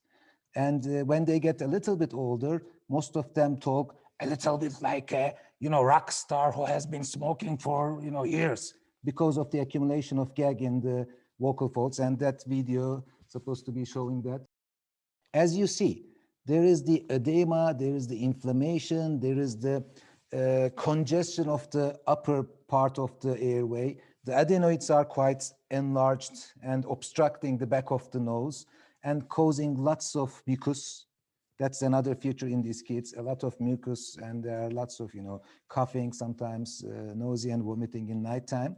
And also the laryngeal part, even in 1 year old, is beginning to affect in this little kid. And that causes voice changes. And that's important. As time goes on and as the GAGs accumulate in the subepithelial tissue of the larynx, especially the vocal folds, the voice begins to change, becomes more and more hoarse and more coarse. That's important feature. And we try to, follow these kids with flexible endoscopies every 6 months. And most of the time, if they are not treated, especially if there's no treatment possible, especially in some forms, the morphologic progression is very obvious. And another very common feature of these kids are the fluid in the ear, otitis-mediated effusion, because of the adenoid tissue, because of the glycosaminoglycans occluding the eustachian tube and causing some malfunction of the eustachian tube. Fluids accumulates in the ear, and the next video will be showing that. And that's another 4.5-year MPS II Hunter kid that was having, again, frequent otitis media attacks and hearing loss. And that's, of course, is not a very unique symptom for any other kid, especially when they go to school or daycare. So this was another 4.5 years of aged MPS patient. And as you mentioned, with the retracted eardrum and quite heavy mucus in the ear, causing the retraction of the drum and conduction of the hearing was quite not possible, because the hearing waves cannot pass from the liquid environment as they can from the air. And that's why he or she, this kid, of course, he was having problems with hearing. This is a conductive type of hearing base. That's why we were putting tubes. And as soon as we put the tube, the fluid in the ear disappears and the air waves can travel as usual, and the hearing should be returning back to normal. That's the case for normal kids. But in MPS patients, although we put ventilation T-tubes many times in some other patients too, the otherwise normal kids never have a sensorineural hearing loss, or I can't say, of course, never, but 199.99%, they only have conductive type of hearing loss, and that can be treated or controlled with tubes. If the tubes goes out, you can put another one. But if any patient with tube placement history have a sensory neural hearing loss early, a couple of years old time, then that can be another point that can make you suspicious about mucopolysaccharidosis. Otherwise, healthy kids, we see the hearing loss due to the fluid in the ear, but never sensory neural. But in MPS patients, we know that glycosaminoglycan, or we thought that glycosaminoglycan accumulation, the inner ear, causes sensory neural irreversible hearing losses, and little kids may need, because of that, hearing aids. That's not true for the normal, otherwise normal healthy kids. These are the points that are important for MPS that we should be keeping in our mind. Thank you, Umut. So one yes and no from you, Maurizio, and you, Umut. Is one ENT symptom enough to raise up the suspicion of MPS, or do you need at least two different organ systems affected? In my opinion, I think that the one single symptom is not enough, and so you need to have, as Umut was saying, you know, not only the ENT but also other symptoms. Yes. Umut made the sign that he needs at least two. What would be the two symptoms that you would think to MPS, Umut? ENT and? Well, of course, ENT is very important. And after listening us today, our colleagues may have something in their mind that if there's a little kid having very frequent attacks of upper respiratory infections, needing surgeries, then there's something wrong in this kid, and it can be MPS. That's perfectly okay. They can keep in their mind. But in my opinion, there should be at least a second system involved. And as I told you, and Maurizio mentioned that the second most common thing for me is hernia. So if I see a patient with ear, nose, and throat complaints, early, frequent, plus hernia, that is enough for me to send this kid to you guys, to pediatricians, to metabolic disorder specialists. Thank you, Umut. And now it's another case from Dr. Lagla that will be presented by Maurizio Scarpa. Okay, so this is a case which may be quite didactic, because I mean, this is a case developing macrocephaly at the 2nd to 5th months of age, and this macrocephaly was followed with an MRI due to the suspect of hydrocephalus, and indeed it was there was the presence of enlarged ventricles and obstructive hydrocephalus. This is something that it is maybe present in MPSs, but not only in the MPS. So I mean, I think that as soon as you have the suspect, this is the proper test to do. Let's say that a little bit the history of this child. He was born at 42 weeks of gestation. He was the first son of non-consanguineous parents. He had an hydrocele testis, and he had a normal high hip sonography, and there is a loss of the normality of the hearing screen.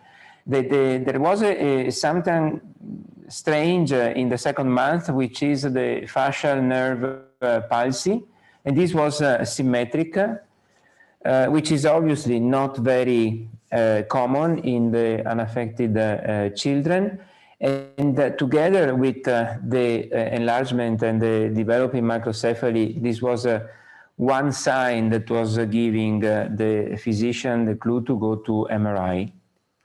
At 5th month, he had a surgery, so a ventriculoperitoneal shunt, and at 19 months, he was developing let's say, a very obvious MPS II, because he had hepatosplenomegaly, umbilical hernia, he was aggressive, he had very frequent ENT problems, how many times we have said today, with adenidectomy, tonsillectomy. So the early sign together with this symptom brought the child to the diagnosis at 19 months of age, which I think it's a little bit, in my impression, it's a little bit late if you start having this kind of child.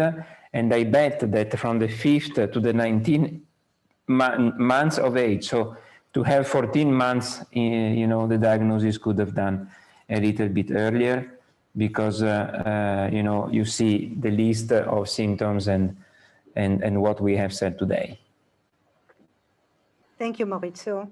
And actually what we saw that actually enlarged tonsils, otitis, enlarged facial features, abdominal hernia, frequent respiratory infections, and joint stiffness could lead to the suspicion of MPS, especially in combination.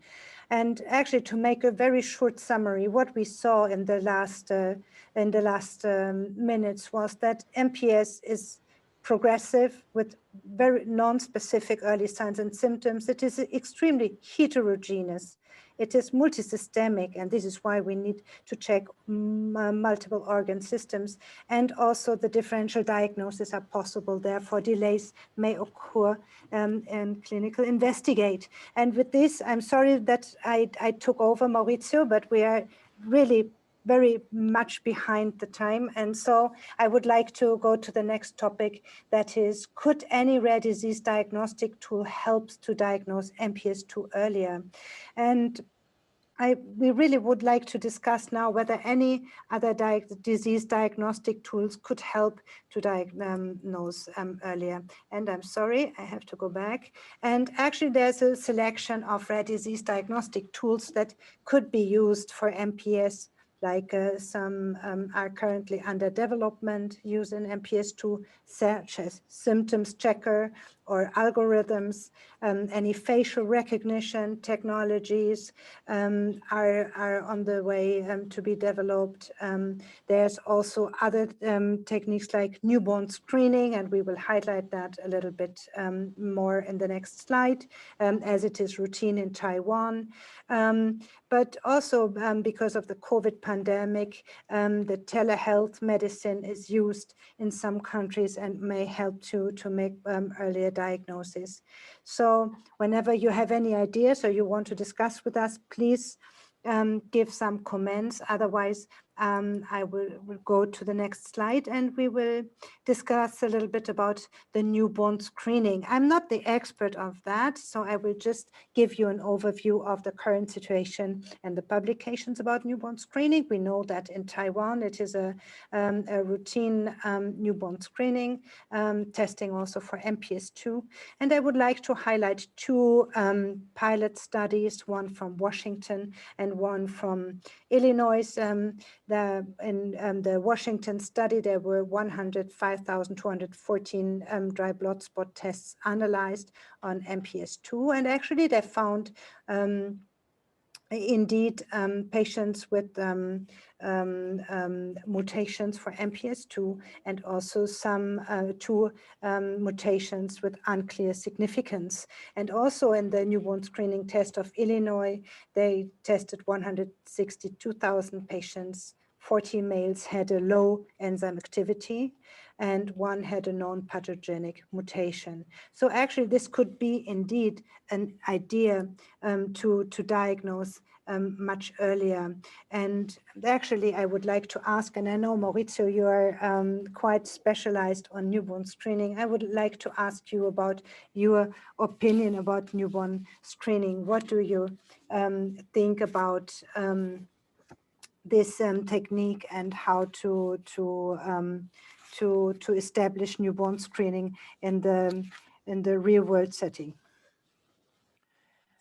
As you know, Christina, I mean, newborn screening is the future of these diseases because, I mean, as long as we have more and more therapy offer, we have seen also with MPS II that as soon as you start with the therapy, the better is the life quality of the patients.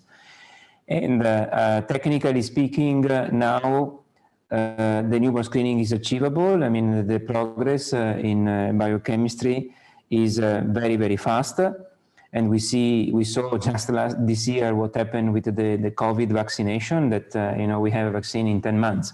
So, I mean, really, the technique of newborn screening can be achieved very, very quick. The newborn screening is feasible. There are, as you said, there have been some pilot studies in Illinois, in Taiwan and other countries.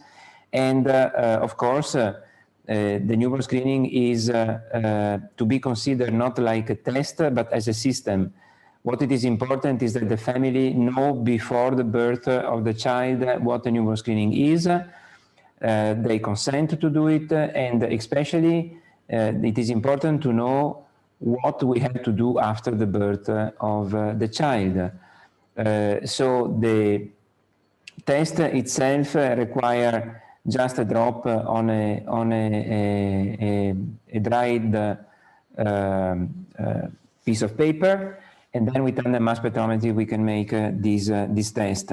What it is difficult now, actually, from what I said before, that there is not really a sure prognosis on the disease, is what to tell the parents when you have a diagnosis with MPS II.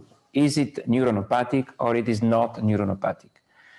As we said, the newborn screening is testing a non-affected child. So at the moment of the diagnosis, the children are perfectly normal. So what we have to do is actually to be very careful in what kind of information we give, and especially to make the prognosis and to help the family to accept this and to study the child during the first months in order to understand the prognosis. So there is technically it is very possible to do. What we have to do now is how to help the family receiving the right diagnosis and the prognosis of the disease. But for sure, we need the pilot studies, and we need to do this because newborn screening will be extremely important for the future, especially when we will have a therapy for the brain, and this will be valuable to stop and to prevent the brain neurodegeneration. Thank you, Maurizio. I think this was very short, but a very good overview of what we have to expect from newborn screening, but also there are other tools that we mentioned already. It's the symptom-based tools. There are some tools measuring the face. So I think there are quite a lot of methods or ideas around how to diagnose earlier, but by now I think the most important is to have the idea, it could be a rare disease, and to refer to a specialist who knows how the patient should be tested and diagnosed. But actually, just Umut, what do you think about the facial features and the facial recognition? Very short, because we are almost at the end and we have also to ask a lot of questions to the audience. Okay, I'll be very, very fast. I am from a generation who didn't have any kind of, cell phones or computers when I was going to medical school. I had to go to the library at nighttime in order to collect some papers. So I'm skeptical about some new technologies. I have my own reservations, and I learned that from the very good experts, from you, especially, Maurizio and a couple of other handful the experts about this disease, and I want to share this with my colleagues. Until the specificity and the sensitivity of these tools, technical progresses, whatever you call, there are real questions regarding the technique, regarding the ethical side, and also I am afraid some of these tools will be more problematic for us, the physicians and the health systems, if they are advertised before they are mature enough to be used. because I can, we all know that if in the prime time news there will be a new tool today that will be advertised as a with a technical device that will be recognizing rare diseases in 2 minutes. Next day there will be thousands of young parents with a lot of questions in their minds about their little kids, going to every doctor and every physician in every center. So my own opinion is, of course, we should be helping our colleagues in order to improve technically these devices. We should be helping them to create the science behind them. But until the specificity and the sensitivity is enough to use them, I have my reservations regarding, as I told you, my ethical and scientific reservations, especially regarding false negative and false positive regards. So I'm sure the future is about them, especially with artificial intelligence. But at the moment, I'm a bit skeptical, as I told you. Actually, another topic now is the how could the pandemic now influence the diagnostic of the patients? And I think it's just to give an idea of what is going on due to the pandemic. It is difficult for patients with rare diseases to enter a hospital, to travel, to get an appointment, and actually telemedicine for sure is a big issue at the moment. It is developed quite well in the last months due to the COVID pandemic, and actually it's a very nice add-on to the regular checkups that we have with our patients, especially if they come far away. And I think, Umut, you agree that your patients are coming from all over Turkey, so and it's a huge country, so for sure the telemedicine is helping in taking care and manage these patients in a better way, although it will never replace a face-to-face meeting or a face-to-face visit with that patient. But just to highlight that this is an option, at least, also to make a diagnosis or to get in suspicion if you see the patient, if you see moving, if you see the joints of these patients. So actually, this was a very fast session because we are indeed running out of time. But what we have as a possibility to use diagnostic tools beside newborn screening, for sure, they are the facial recognition, and Umut was talking about that, the symptom check algorithms that are developed and well developed, but not perfect by now, the telehealth appointments, and a combination of a lot of therapies, but we have also to see the disadvantages and not only the advantages of these tools, because they're not human, they are actually programs.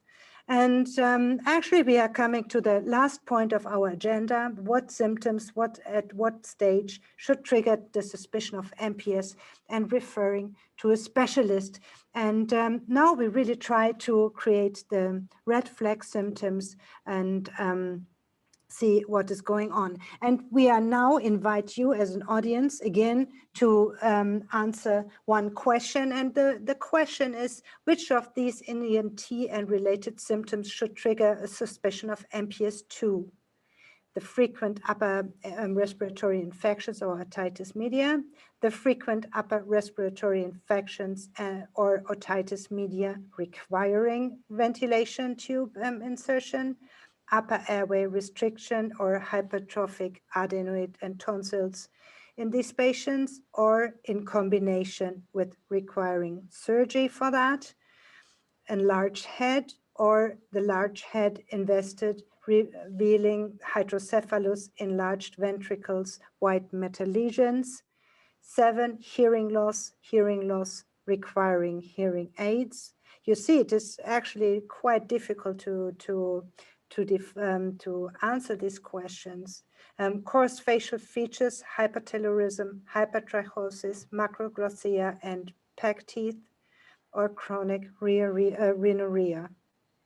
So again, I mean, it's a long question, but actually I think simple to answer. Which of these ENT and related symptoms should trigger a suspicion of MPS II?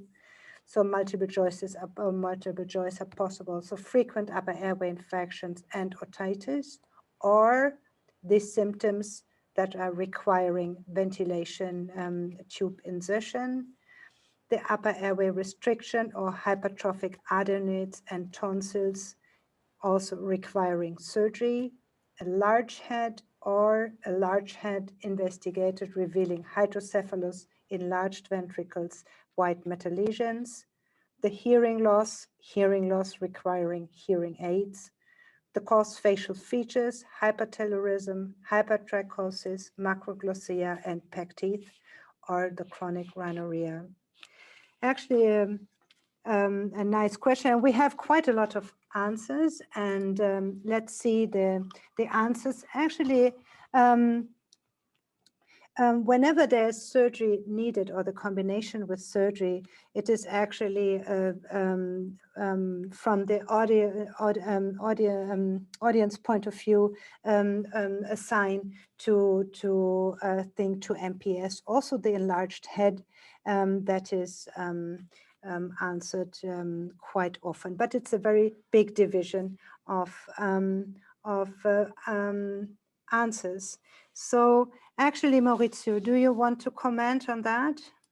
Is it always needed to have surgeries, or is it also enough to have severe infections, severe problems without even having surgery to think to MPS? I mean, I think that as we have said together, you know, the clinical spectrum of this disease is quite wide, quite different, quite broad.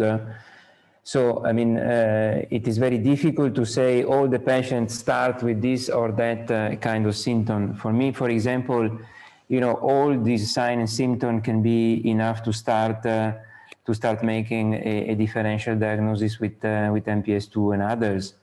What it is important is that the MPS or the lysosomal diseases or the metabolic disorders are not coming at the end of a course of diagnosis. They must be in parallel with the diagnosis of other more common disorders. So this is the message, because what we want is actually not to create a class of physician making the diagnosis in the general practitioner studio, but actually to create a generation of physicians that are able to suspect any kind of metabolic disorder or lysosomal disorder and sending the patient to the referral center where there are experts, where there are people working on rare diseases, and where there are people thinking to the differential diagnosis. What I always say, I'm more happy to receive one patient who has been suspected from a colleague and then giving a negative diagnosis than receiving a patient who was diagnosed later than what I would have thought. So what it is important is that the participants to this workshop are actually taking these messages, seeing these symptoms, and remembering that even a patient with an inguinal or umbilical hernia, which is not resolved, which is requiring repair, can hide really something else than just an inguinal hernia in a non-metabolic patient. Thank you, Maurizio. I was not able to read the question now to the audience, but they answered. So thank you very much for this, because we are already late and over time. So please, dear participants, give us another 5 to 10 minutes to finish this webinar in a good way. So actually the question was, which of these non-ENT symptoms should trigger a suspicion of MPS II? The inguinal umbilical hernia, the hernia with surgery, the joint stiffness, the development delay, like language delay, the developmental delay, some that need further investigation, the heart murmur with further investigation, the hepatosplenomegaly, the recurrent watery diarrhea, or Yeah, so these are actually what were the questions, and the audience was answering. And actually, the inguinal or umbilical hernia was the most frequent answer, which is absolutely true. Also, the joint stiffness and carpal tunnel syndrome was with 15%, and also the language delay was mentioned very often, and also the hepatosplenomegaly in these patients. So it means that actually everything that you mentioned at the beginning, Maurizio, explaining the disease, was mentioned by the audience, which means the information flow was very well done, also about the ENT situation of these patients. And actually, we have a new further question, which is probably a very quick one. How many red flags are required for the referral? Actually, a question that we discussed before. So 1, 2, 3, or 4. We already answered. Maurizio, you answered. Umut, you answered. I answered as well. So now, what is the audience thinking about this? So how many red flags are required for the referral? 1, 2, 3, or 4? Okay, actually, there's a result, and it is what Maurizio and Umut and myself said before. So 56% think that 2 symptoms or red flags are okay, or 55 now are thinking that two red flags are required for referral. 16% even that, or 23 now saying that 1 red flag is enough, and only a few patients, participants tell that 4 symptoms or red flags are needed. So it seems that indeed the ENT as a red flag, or the hernia or the contractures are enough to make a referral, and to at least to exclude MPS, or to raise up the suspicion.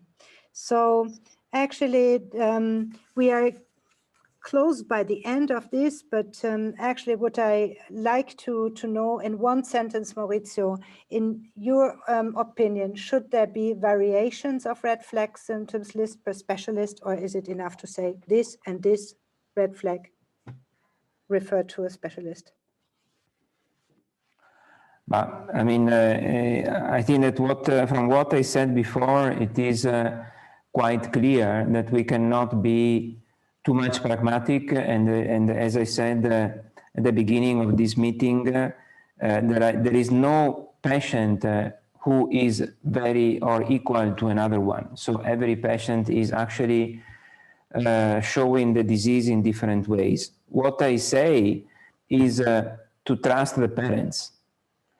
Indeed, you know, one of the major contribution to delay diagnosis is to have parents telling that something is wrong, and having the physician saying, well, let's wait and see whether this is going out, or it is resolving, or whatever. So I think that the combination of what the parents are claiming at the very beginning and what is the diagnosis should be really done. And I think that now is time in 2021 to know that this kind of diseases can be diagnosed very early, because we know everything. And from what we have said, we have listed all the symptoms that are very frequent. And for this reason, you know, we can at least think to 2 signs, the ENT and the hernias, for example, are the most common. Okay, but then we can have hyperactivity, we can have developmental delays or whatever, so, or some skeletal problems. So, I mean, it's the matter of thinking that this disorder should can happen, and also to start a discussion with the expert center. Thank you, Maurizio. Actually, it was almost a summary and final statement of this webinar, but I would like to also ask Umut, do you think in the same way, and how you think the communication between the specialists could be done in a proper way, so not to lose the patient between the specialties and the different physicians. Thank you, Christina. I agree with you and Maurizio, of course. These patients are there, hidden among thousands of other little kids. And we know that they have early and a lot of ENT diseases. So we should be looking for the other systems too. If a little kid with lots of an early ENT problems, plus another systemic wrong with it, especially hernia, then we should keep in our mind that that can be a Hunter disease, that can be an MPS. And we should be sending this kid, we, the clinicians, to you in order for a short and prompt diagnosis. And early diagnosis is very important. That's why we should be keeping in this mind this togetherness of frequent early attacks of ENT plus another systemic manifestation, mainly hernia. That's what I learned. I totally agree. And I think I would like to add one thing that we mentioned already, Maurizio, and also yourself. The parents are extremely important. They raise up as they have a suspicion. They think that something is wrong. And we should take these parents serious, and we should really check why they are having this suspicion. And so we can involve them more. And I think we really should take them serious. And actually, going to the end, I think Maurizio made already a very great summary of the today's information and discussion that we had and the cases. I will check shortly whether there are some questions from the audience. And actually, there was one question, what could be done to increase disease awareness of MPS among healthcare providers who meet children at a very early age and thereby achieve early diagnosis? I think actually this is what Maurizio summarized quite well. And I would now, from my side, thank you all for your participation, your active questions, your discussions. Thank you, Umut. Thank you, Maurizio. I would like to thank also TVF for the organization and the preparation, Takeda for giving us the opportunity to talk today, but also to the filming teams in Mainz, in Udine, and in Ankara that were helping us and made it possible that we are speaking here together, but also the translators who had a big job when I was running through the slides to follow me and to translate everything, and also the participants for the active communication, the active questions.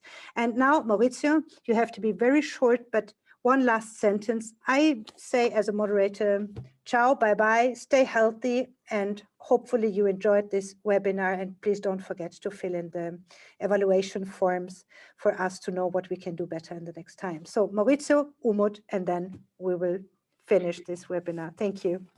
Yeah, just a big thank to all, to you and Umut, because it was very, I liked very much the way it was done, and also to the kind people here that were assisting, and also to Takeda, and to especially to the participants who gave quite a lot of questions, and there were all very good questions and gave us a lot of possibility of making further discussion. Thank you very much, and stay healthy and keep mask and vaccinate.